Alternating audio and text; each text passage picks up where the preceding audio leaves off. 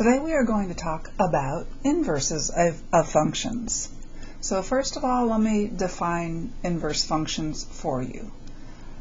This is the official definition of an inverse function. Let f and g be two functions such that f of g of x is x for every x in g's domain, and g of f of x is equal to x for every x in f's domain. If this is true, then g is the inverse function of f, and f is the inverse function of g. So that is the key here for inverse functions. We want for f of g of x to be x, and g of f of x to be x. So think of it this way. Whatever x is, f of g of 2 is 2. G of f of 2 is also 2. So this process undoes whatever g is doing to x, f undoes it. Okay? If we start with 2, we get 2 back at the end. If we start at 3, we get 3 back at the end. So f of g of x is x for every x in g's domain, and g of f of x is also x for every x in f's domain. That's what it means to be an inverse of a function. The operations, whatever is happening, whatever this function is doing to x, f undoes it. Okay, inverse functions undo. Okay? All right. Several things that I need you to know about inverse functions. Okay? Once we get to calculus, there are really two things that I need you to know about inverse functions. But in this course, we're just learning them. We're going to learn well, there's more than two things. But anyway, two big things to know about inverse functions once we get to calculus. Alrighty. First of all, notation. The accepted conventional notation that we use for the inverse function of f is this notation. The inverse function of f is f, I would pronounce this f inverse. That's how I would pronounce that. I do not say f to the negative 1 power. It is not a power. This looks like a power. It is not a power. This is read f inverse. The negative 1 has absolutely nothing to do with exponents. It has nothing to do with reciprocals either. It is solely the inverse notation. Okay? So a little reminder. 4 to the second power is indeed 16. 4 to the power of negative 2 is 1 over 4 squared, which is 1 over 16. 4 to the first power is 4. 4 to the negative first power is 1 over 4. However, when you see it like this, this is not 1 over f of x. It has nothing to do with that. This is true, but this is not 1 over f of x. It has nothing to do with reciprocals. It also has nothing to do with an exponent. Okay? X to the first is x. X to the negative first is 1 over x. But g inverse is not 1 over g. Okay? All right, the difference is that 4 and x represent numbers. F and g represent functions. That's the difference. Okay? So if you have a function with this notation, it means inverse. If you have a number with this notation, it means exponent. Alrighty? Okay, I know I spent a couple minutes there, but common mistake I see kids make. Some kids want to tell me that f to the negative, f inverse is 1 over f, and it's not. It has nothing to do with 1 over f. Alrighty. Next thing to know about inverse functions is that their graphs have symmetry to each other. They are symmetric to each other with respect to not the x-axis, not the y-axis, not the origin. Their symmetry is with respect to the line y equals x. They are flips of each other over the line y equals x. So these two graphs here, these two curves are inverses of each other. These two curves are inverses of each other. And it's hard to see here, but if that's one curve, then the inverse of that is right here. Okay? So let's I would have in class, you draw some. You draw the inverse of this curve. Draw the function whose inverse is that curve. Okay?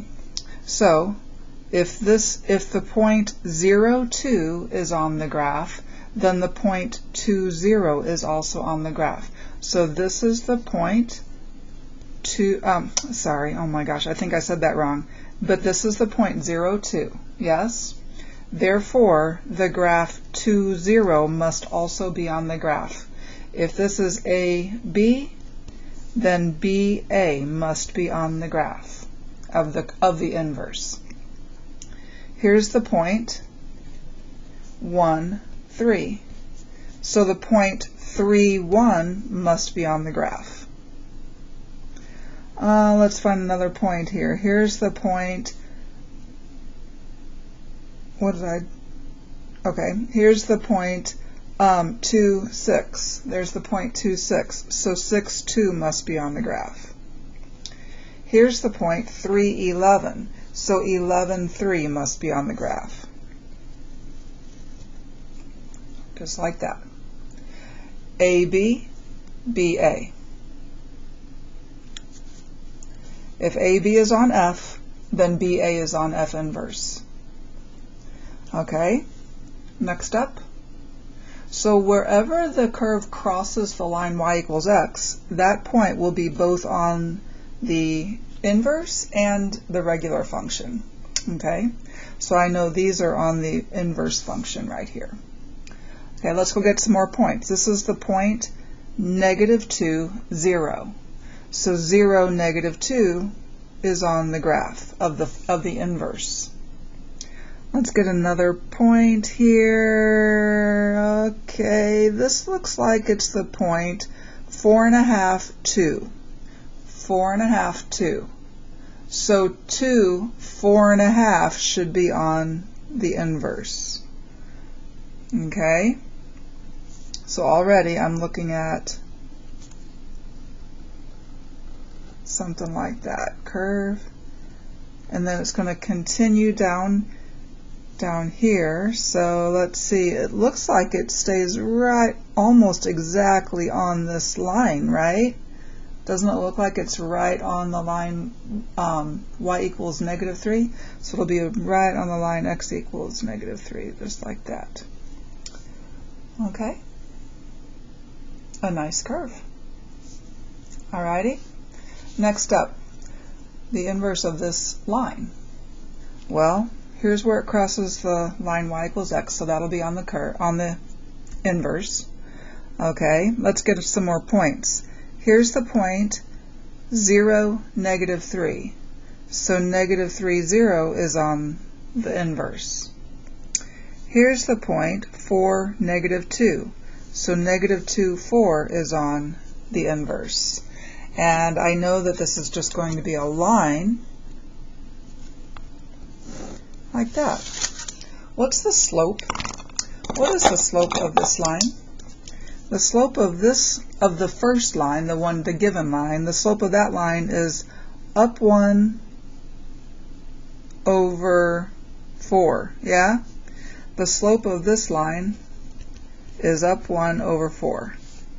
What's the slope of our inverse? The slope of our inverse is up 4 over 1. So this has slope 4 over 1. We will learn in calculus that the slopes of inverses are reciprocals of each other. The slopes are reciprocals of each other. Interesting. So I'm not going to say that this notation, I shouldn't say that it has absolutely nothing to do with reciprocals, because that's technically not true. But it's not what you think of as a reciprocal. It's not the basic reciprocal of f. But I can't say it has nothing. There's a reason that that notation is used, not just to confuse students. Okay, so we know notation. We know that the graphs are symmetric to each other with respect to the line y equals x. Let's see what else I need you to know. If AB is on the graph of f, then BA is on the graph of f inverse. This is one of the very important things to know. This I need you to know for calculus as well. It's one of those few little pieces that I need you to know for calculus. And I'll remind you next year for calculus, so no worries. Alrighty. So to prove or verify that two functions are inverses of each other, we are going to show that f of g of x is x and g of f of x is x. Okay? So let's do just that. Let's verify that g and h here are inverses of each other. Well, if we're asked to verify this or to prove that these two are inverses of each other, I'm going to find g of h of x, and I'm going to find h of g of x. And if both of those give me x, then g and h are inverses of each other. So g of h of x is g of, well, what is h of x? H of x is this mess right here, the cube root of 3/2 x plus 1. So I want to find g of that. So I'm going to take that mess and put it in place of the little bitty x right there. So it's going to be 2/3 times this mess cubed, right? So the cube root of 3/2 x plus 1, all cubed, because the x here is being cubed. And then I have this minus 1 out in the back. Okay. When I cube a cube root, they cancel each other out completely. No plus and minus, they just cancel each other out. So I have 2/3 on the outside, and then I have 3/2 x plus 1, and then minus 1 is still hanging out in the back. Now I have 2/3 times 3/2 of x plus 1. Well, the 2/3 and the 3/2 cancel each other out, and now we have x plus 1 minus 1, which is x. So I can check mark that little piece. That tells me that g is the inverse of h, because g undid h. Now I want to show that h is the inverse of g.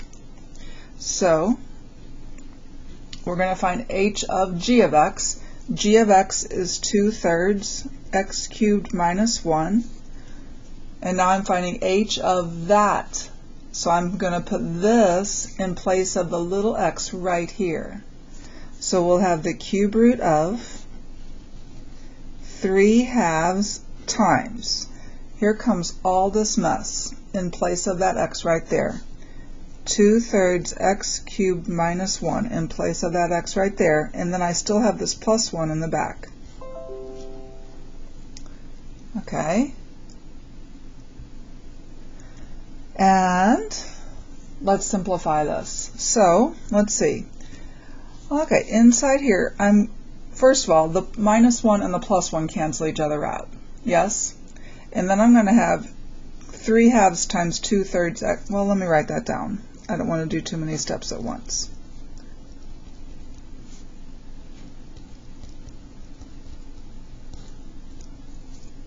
Okay, so the negative minus 1 plus 1 is 0 inside here. Then I have this, the 3/2 times 2/3 is 1 again. And then I have the cube root of x cubed, which is just x. So we found that g of h of x is x and h of g of x is x. Therefore, g and h are inverses of each other. And that's how you would prove or verify. Okay? Alrighty. Next one. So, again, so far, let's recap. We know notation. We know what the graphs look like. Now we know how to prove or verify that two functions are inverses of each other. Next up, we're going to find the inverse of a function. If they give me a function, I should be able to find the inverses of the inverse function, if it exists. Okay? So, to do that, we switch the x's and the y's and solve for y to find the inverse function. Switch the x's and the y's and solve for y. Don't know why I didn't highlight that y. There you go. Okay, so here's my original function. My original function, the f of x is y, correct? So y is equal to 3 times x minus 7 cubed plus 5. That's my original function. To find the inverse function, we go to our original function, switch, turn every x to a y, turn every y to an x. And I know there's only one of each here, but there could be more. All right? So switch x and y. Every x becomes a y, every y becomes an x. And now solve for y. Solve for y here. So I'm going to subtract 5 on each side. I'm going to divide by 3.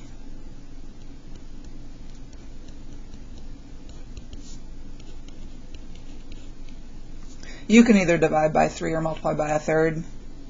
Either way is fine.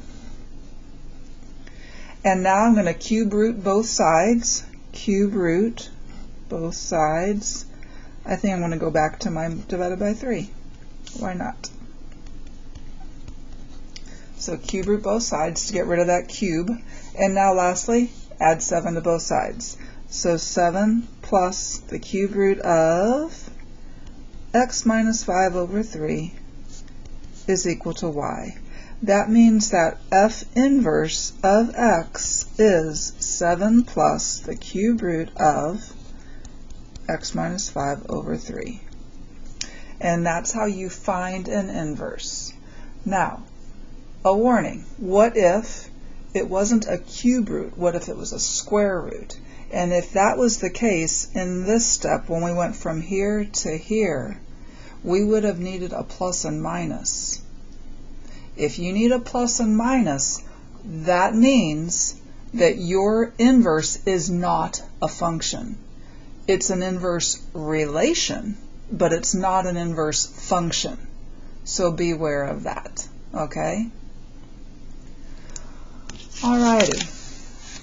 Next up talks about that. Let f be a function. If f is a function, that means that the graph of it passes the vertical line test. Every x gives only one y. That's the vertical line test. Okay?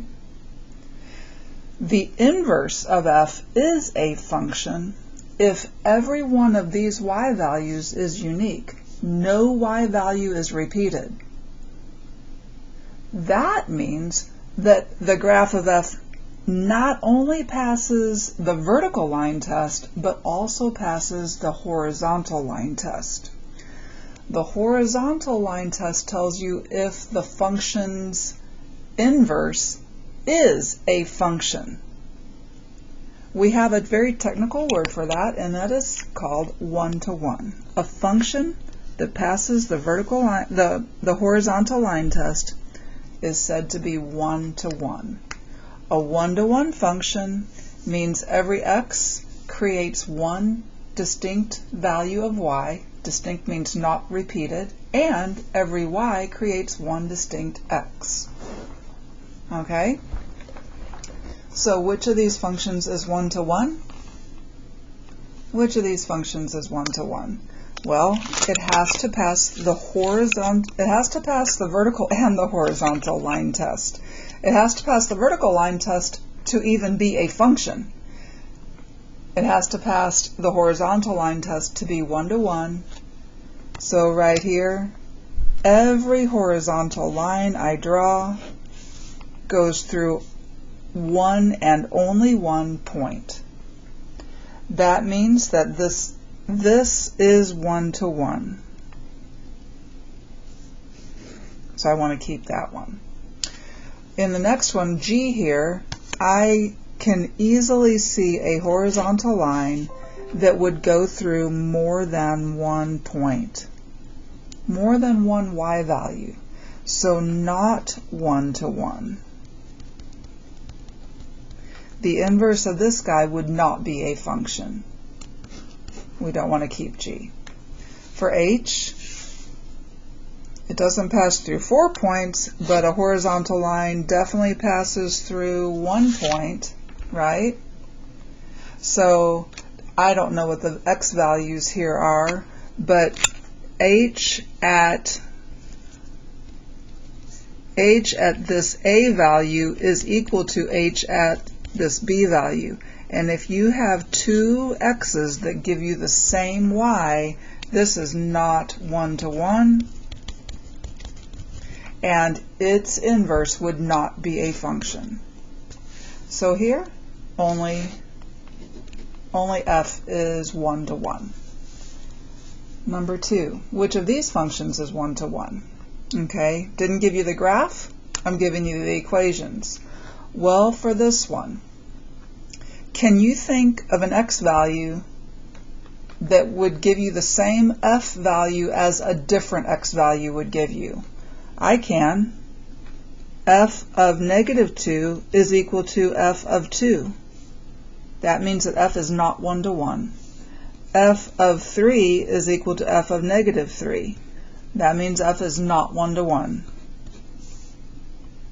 Can you think of an x value that would give you can you think of two x values that would give you the same g, the same y value? I cannot. I cannot think of the same x value that would give me the same g value here.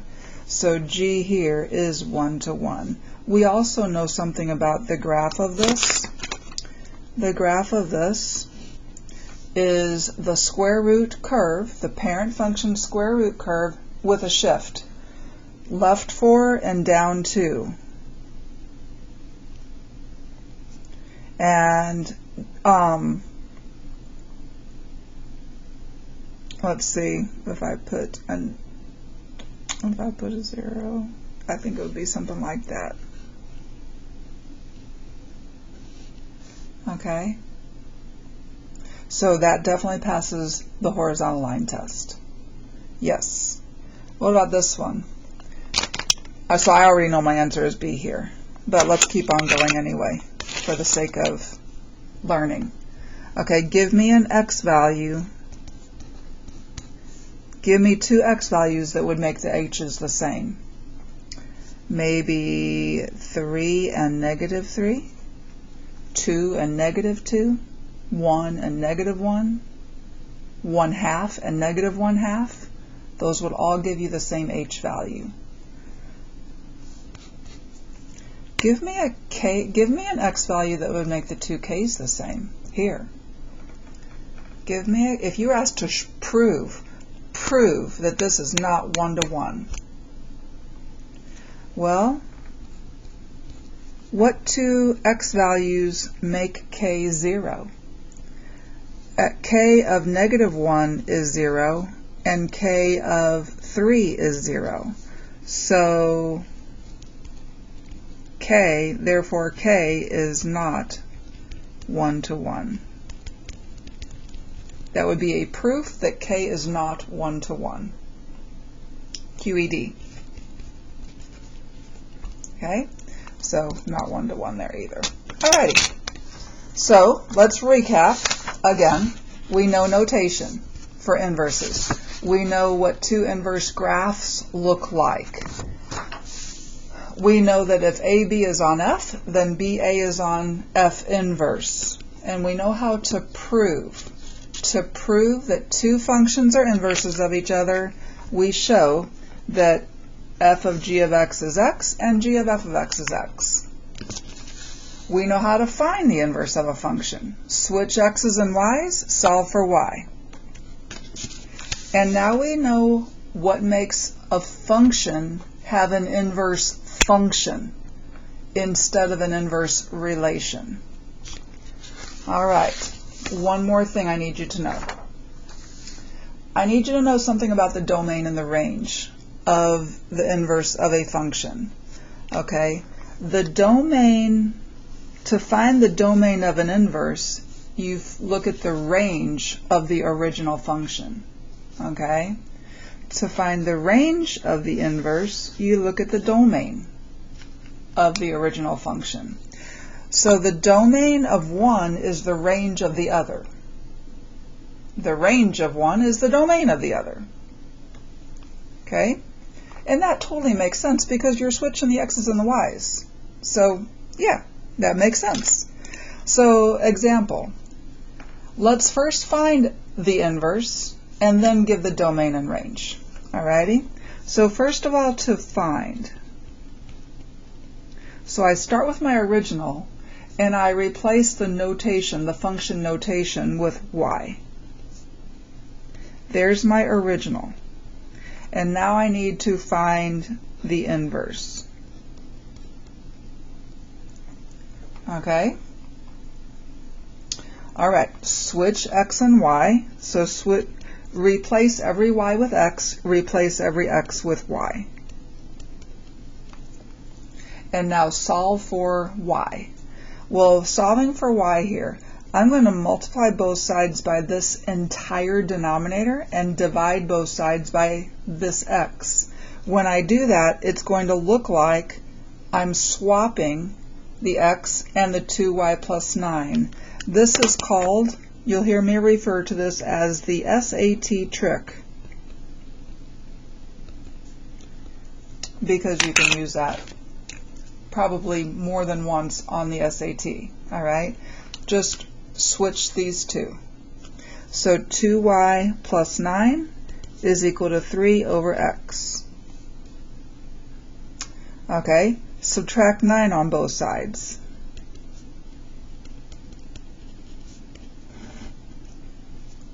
And now divide both sides by 2. I'm going to instead multiply both sides by a half because I don't want to have a complex fraction over here. So y will equal 1/2 3x minus 9. And I could manipulate that a little bit, but I think I'm just going to leave it like that. As soon as I get y by itself, I'm going to stop. So this is our inverse function, 1/2 3 over x minus 9. Okay, alrighty. Let's take a look at domain and range of both m and m inverse. So domain of m, range of m. Domain of m inverse, range of m inverse. Notice that I'm not putting the of x. You can write of x if you want, but I already know that it's a function of x because it's how it was given to us. So you don't have to write of x, right? You can just write m if you want to. But if you prefer of x, go for it. All right. Domain of m. For the domain of m, I come over here and I look, it's a fraction with x's in the denominator. So what value of x makes the denominator 0? Negative 9 over 2 makes that denominator 0. So the domain of m is every real number except negative 9 over 2. I'm going to write that as x is not negative 9 over 2. Okay? That's inequality notation. I could also use interval notation. Interval notation would be negative infinity to negative 9 over 2, union with negative 9 over 2 to infinity, and If that's a multiple choice answer, be able to pick it out of a lineup. If it's a free response question, if you choose to communicate the domain like this, that is fine. That is perfectly acceptable. Okay? The domain of M is the range of M inverse. So I'm going to go and repeat that down here. Whoops. I butchered that completely. Okay, there you go. X is not negative 9 over 2. Okay? Same thing. If I need interval notation, I can do it. All right. What about for the domain of M inverse? For the domain of M inverse, actually, I want the range of M or the domain of M inverse. They're going to be identical. It's going to be easier for me to do this by looking at the domain of M inverse. So let's go over to our M inverse. Here's M inverse. What value of X makes the denominator 0? Well, 0 does. True? So X is everything except 0. And again, I could write that in interval notation if I have to. And the range of M is the domain of M inverse, so X is not equal to 0 there. And that's how I would find the domain and range of M and M inverse if I needed to. Okay? Lastly, I had some extra space, so I just put down some random practice problems, and I would ask you in class how to do this. I'd probably have some kids come up to the board and do these, or maybe give you some dry erase markers, have you do it on at your desk, whatever. I'd have you do these somehow in class. Here's G. I'm asking you to find this. G inverse composed with G inverse of 3. Well, first we're going to find G inverse. So here's G. We're going to find G inverse by replacing every X with a Y and every Y with an X. And solving for Y. Subtract 2 on both sides. Multiply both sides by 4. If I multiply both sides by 4, I'm going to get this. I have Y by itself, and as soon as I have Y by myself, I have G inverse. Okay? Now I'm going to find G inverse composed with G inverse of 3, and I'm going to write that in a way that I prefer, and that is like that. Remember that means the same thing. Oops. Okay. So what is G inverse? Let me write this underneath here. Okay. What is G inverse of 3? Well, here's G inverse of X. If I put 3 in for X, I'm going to have 4 times 3 minus 2. And 4 times 3 minus 2 is 4. What is G inverse of 4? G inverse of 4 will be 4 times 4 minus 2. 8. Okay? Number 2. Find the inverse function if it exists. If the inverse function does not exist, say why. Say why it doesn't exist. Okay? Plug in my cord because I'm about to lose power on my computer. Okay. Alrighty. Well, if you notice that this is a quartic function with just a shift, it's just a little shift and stretch of the parent quartic function. If you notice that, you might say, oh my gosh, this is not going to pass the horizontal line test, so this is not a function. Okay? Now, you would have to show me why it doesn't pass the horizontal line test, and I could show you why it doesn't pass the horizontal line test by saying that W of negative 1 is equal to, what's W of negative 1? W of negative 1 is equal to 12. And w of 1 is also equal to 12. Therefore, w is not 1 to 1. So w inverse of x does not exist, is not a function. There's no way to find the inverse and make it only one equation. It would be a positive and a negative of something, okay? So it's not a function. So if you notice that, great, do that. Let's say that you didn't notice that. You just dove in and you did what we did up here for G and to find G inverse here. Well, if you didn't know to do that, or if you just didn't think about it, and I totally get either way, I would do the same process that we did above. Here's W.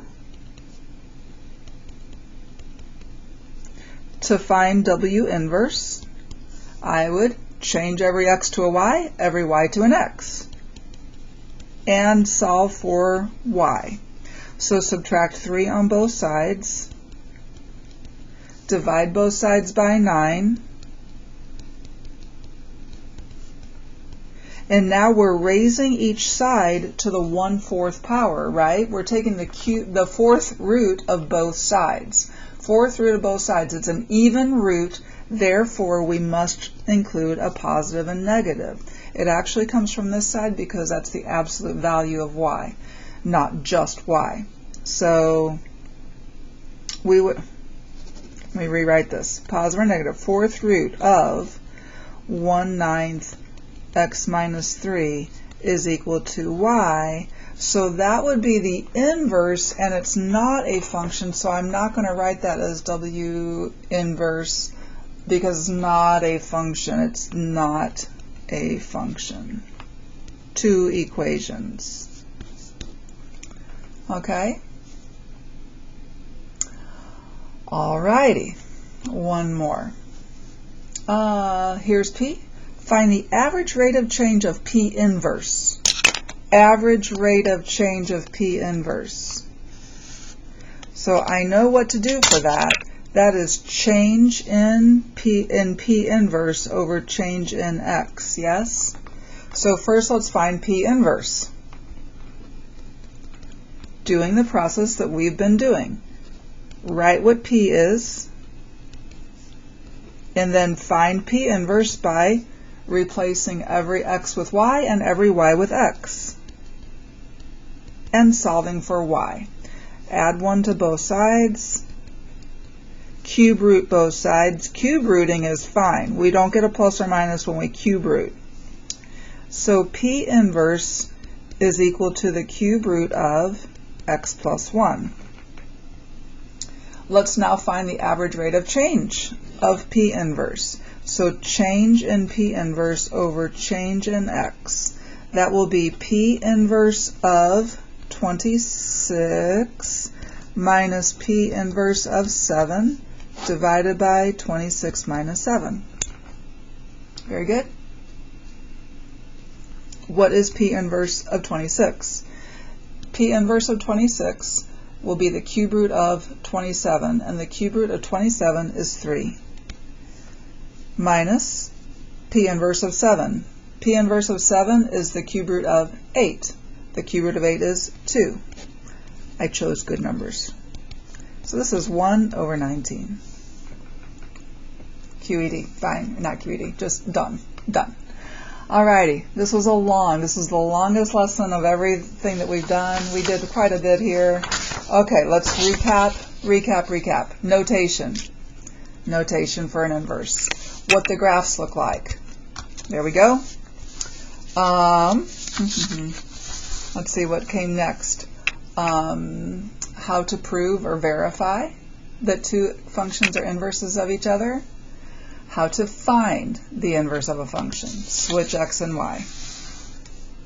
We talked about one-to-one functions. One-to-one means passes the horizontal line test. No two y's repeat. No two same function values. the domain of one is the range of the other, if they're inverses of each other. And then we just did some random practice problems. A little bit to review. Okay, that is it for inverse functions.